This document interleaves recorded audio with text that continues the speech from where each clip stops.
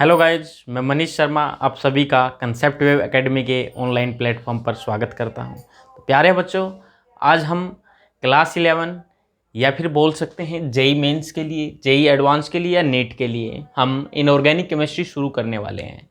और inorganic chemistry में जो अपना सबसे पहला चैप्टर जो है इनऑर्गेनिक केमिस्ट्री के अंदर, वो है चैप्टर नंबर 3 एनसीईआरटी का। ये चैप्टर 1 है इनऑर्गेनिक का और एनसीईआरटी बुक में चैप्टर नंबर 3 से दिया गया है। चैप्टर का नाम है classification of elements and periodicity in properties. बेटे, क्लासिफिकेशन ऑफ एलिमेंट्स, एलिमेंट्स की क्लासिफिकेशन या फिर पीरियोडिसिटी इन प्रॉपर्टीज। सबसे पहले बात करेंगे हम क्लासिफिकेशन ऑफ एलिमेंट्स की।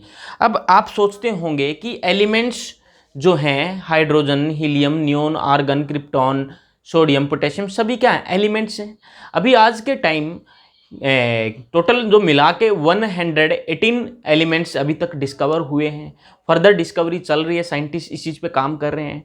लेकिन इतने सारे एलिमेंट्स को अलग अलग पढ़ना, क्योंकि अलग अलग हम पढ़ेंगे तो बहुत अपना टाइम लग जाएगा। अलग अलग एलिमेंट्स के बारे में पढ़ना या इन एलिमेंट्स से जो कंपाउंड बनते हैं उनके बारे में पढ़ना बहुत डिफ़िकल्ट हो जाएगा। इसलिए साइंटिस्ट जो आए उन्होंने क्या प्रयास किए, उन्होंने कोशिश की कि इन एलिमेंट्स को ग्रुप में अरेंज किया जाए ताकि सिमिलर प्रॉपर्टी वाले जो एलिमेंट्स है वो एक ग्रुप में आ जाए। तो हम केवल उसी ग्रुप के बारे में पढ़ेंगे तो सारे एलिमेंट्स कवर हो जाएंगे उस ग्रुप में, क्योंकि सबकी प्रॉपर्टीज सेम होंगी। तो सबसे पहले हम बात करते हैं 1800 की बात करते हैं।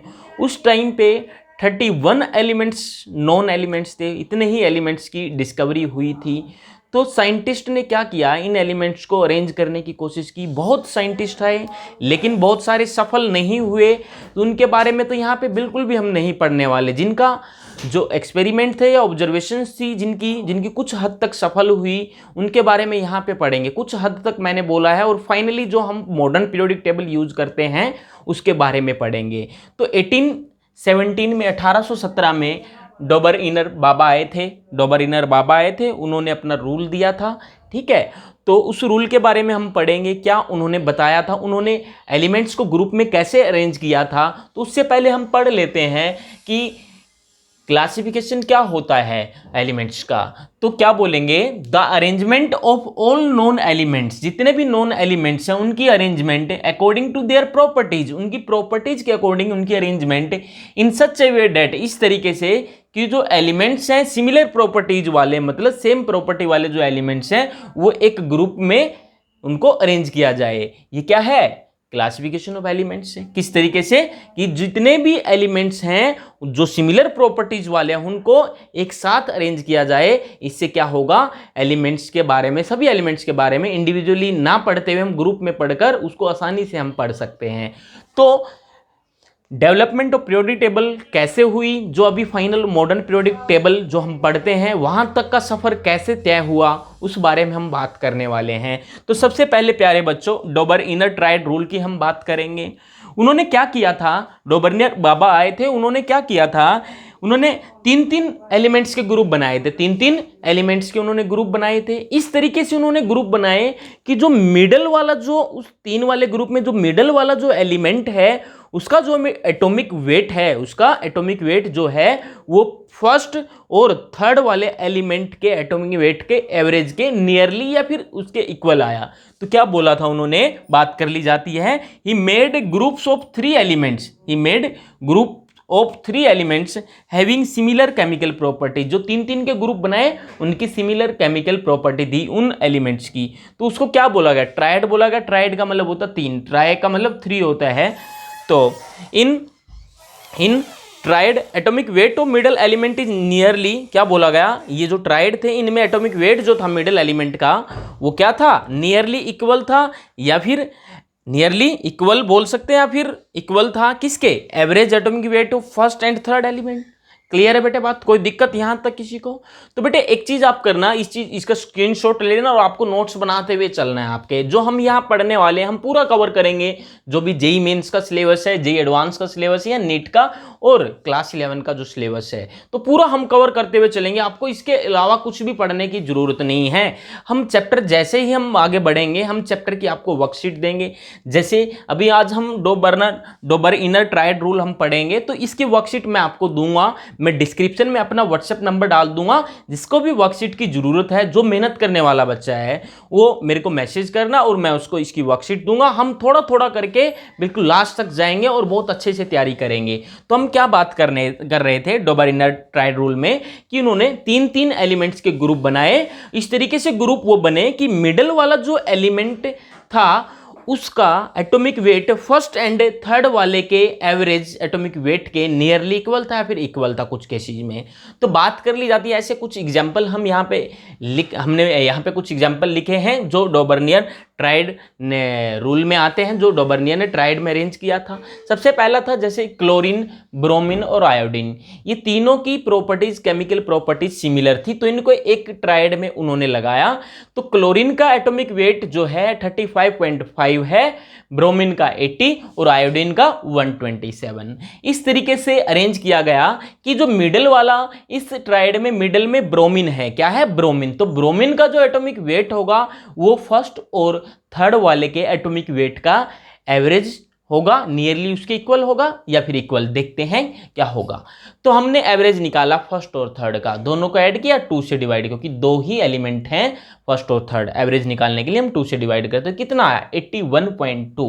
यहाँ पे एक्स हमने एवरेज एटॉमिक वेट लिखा है किसका, इसका क्लोरीन और आयोडीन का। तो कितना आया 81.2 आया यहाँ पे। तो ये जो आया ये नियरली इक्वल आया इसके, बोलो आया नहीं आया, ये 81.2 नियरली इक्वल आया, तो बिल्कुल सही बोला था उन्होंने।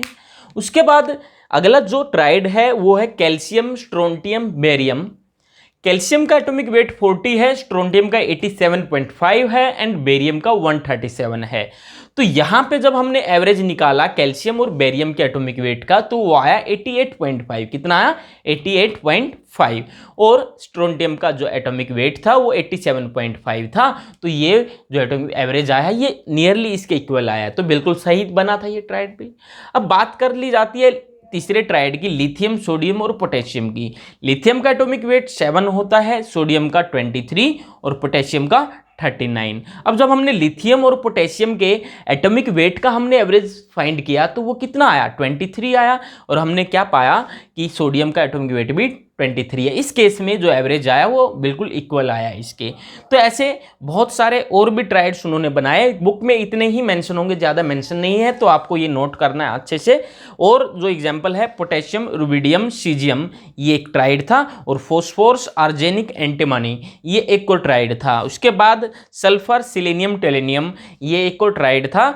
हाइड्रोजन, फ्लोरीन, क्लोरीन, ये भी एक ट्राइड था। स्कैंडियम, यट्रियम और लेंथेनियम, ये भी एक ट्राइड था। तो आप निकाल सकते हैं, आप पीरियोडिक टेबल आपके पास है, मॉडर्न पीरियोडिक टेबल। आपको क्या करना है, फर्स्ट और थर्ड का एवरेज चेक करना है, क्या था बीच वाले के या मिडिल वाले एलिमेंट के इक्वल आ रहा है नहीं आ रहा, आपको ये ट्राई करने हैं, खुद से बना के देखना है। अब बात कर ली जाती है कि ये जो डोबरिनर बाबा ने जो ये ट्राइड रूल दिया था ये फेल क्यों हुआ, इसके बाद फिर फर्दर हमें बनाने की, आगे फिर साइंटिस्ट ने पीरियोडिक टेबल बनाने की जरूरत क्यों पड़ी उनको, ठीक है। अभी लास्ट में अभी फाइनली तो हम क्या पढ़ रहे हैं, मॉडर्न पीरियोडिक टेबल ही पढ़ रहे हैं। तो ड्रॉबैक क्या था इसका, क्या लिमिटेशंस थी इस ट्राइड रूल की, तो क्या था, जितने भी नॉन एलिमेंट्स थे उस टाइम पे जब डोबरिनर बाबा ने ये एक्सपेरिमेंट या ऑब्जर्वेशन या पीरियोडिक टेबल बनाई ऑब्जर्वेशन से अपनी, तो उस टाइम जितने भी नॉन एलिमेंट्स थे सारे के सारे ट्राइड में अरेंज नहीं हो पाए। अरे बेटा जब सारे अरेंज नहीं हो पाए तो फिर फायदा क्या है इस रूल को। कुछ हद तक तो इन्होंने ठीक बताया, लेकिन सारे एलिमेंट्स को अरेंज करना था ना, जितने भी अरेंज थे उस टाइम पे। तो ये सबसे बड़ा इसकी फेलियर का कारण बना, और ये डी और एफ ब्लॉक एलिमेंट्स के लिए ये पॉसिबल नहीं था, उसके लिए ये एप्लीकेबल नहीं था ट्राइड रूल। तो हमने क्या पढ़ा आज, डोबरिनर बाबा ने जो रूल बताया था ट्राइड रूल, उसके बारे में पढ़ा और कुछ एग्जांपल्स उसके पढ़े। इससे क्वेश्चन पूछ लिया जाता है, आपको वर्कशीट मिलेगी। इस लेक्चर, ये लेक्चर कंप्लीट हो चुका, हम थोड़ा थोड़ा करके पढ़ेंगे, ज़्यादा नहीं पढ़ेंगे। आपको सिर्फ 10 मिनट डेली देना है मेरे साथ, और लास्ट तक हम पूरा सिलेबस भी कर लेंगे इतनी जल्दी, और थोड़ा थोड़ा पढ़ के आपको बस मेहनत करनी ज़बरदस्त होके। और हम आज बस इतना ही बात करेंगे। अगली क्लास में हम जो बात करेंगे, न्यूलैंड बाबा थे, न्यूलैंड ऑक्टेव रूल की बात करेंगे। वो भी जो रूल था वो भी कुछ हद तक सफल हुआ, लेकिन वो कुछ कारण थे जिसके कारण वो भी फेलियर उसका फेलियर हुआ, वो फेलियर का कारण भी हम कल पढ़ेंगे। उसके बाद न्यूलैंड के बाद हम फिर आगे फर्दर मॉडर्न पीरियोडिक टेबल तक जाएंगे। उससे पहले फिर एक मेंडलीव पीरियोडिक टेबल के बारे में हम पढ़ेंगे। तो आज की क्लास में इतना बहुत है। आशा करता हूँ आप सभी को समझ में आया होगा। और जो भी चैनल पे नए आए हैं, नए जुड़े हैं जो बच्चे, वो चैनल को सब्सक्राइब करें और बेल आइकन को जरूर प्रेस करें, ताकि जो भी हमारी वीडियोज आती रहेंगी आप तक नोटिफिकेशन डायरेक्टली जाता रहेगा और आप हमसे अटैच हो पाएंगे। तो क्लियर है? तो आज के लिए इतना बहुत है। Thank you so much.